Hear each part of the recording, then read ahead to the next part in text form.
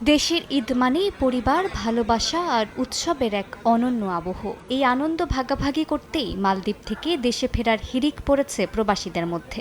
সহনশীল বিমান ভাড়ার কারণে প্রতিদিনই ট্রাভেল এজেন্সি ও বিমানবন্দরে বাড়ছে যাত্রীদের ভিড়।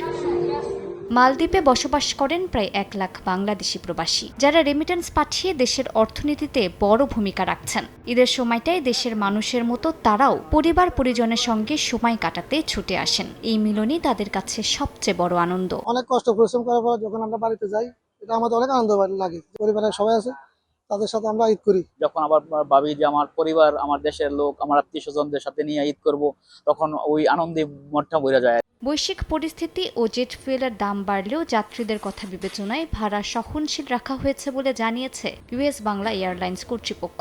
আমরা চেষ্টা করছি টিকিটের প্রাইস সহনশীল মাত্রায় রাখা এবং প্রাইস যাতে না বাড়ে সেই ব্যাপারে আমরা অতি তৎপর।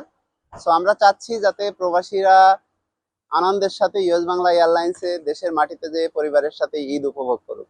তবে ছুটি না পাওয়ায় অনেক প্রবাসীকে ঈদ করতে হচ্ছে মালদ্বীপেই। পরিবারকে সহায়তা করতে তারা বেশি করে অর্থ পাঠাচ্ছেন, ফলে রেমিটেন্স প্রবাহ বেড়েছে প্রায় 20%। দেশে তো আর দেশে আমাদের ঈদ করা হবে না, দেশে পরিবার পরিজন ঈদ করবে, তাদের ঈদের খরচ, কাপড় চোপড় কেনাকাটা করা, তাদের খুশির জন্য, আত্মীয় স্বজনের জন্য টাকা পাঠাচ্ছি। রোজার ঈদের কারণে এবং দেশের নতুন নির্বাচিত সরকার আসার কারণে প্রবাসীরা অনেক বেশি উৎসাহ উদ্দীপনা শো করছেন এবং তারা অনেক রেমিটেন্স পাঠাচ্ছেন।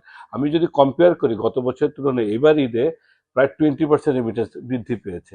প্রিয়জনের অভাব কাটাতে প্রবাসী পরিচিত জনদের সঙ্গে সময় কাটাবেন তারা। সময় সংবাদ, মালদ্বীপ।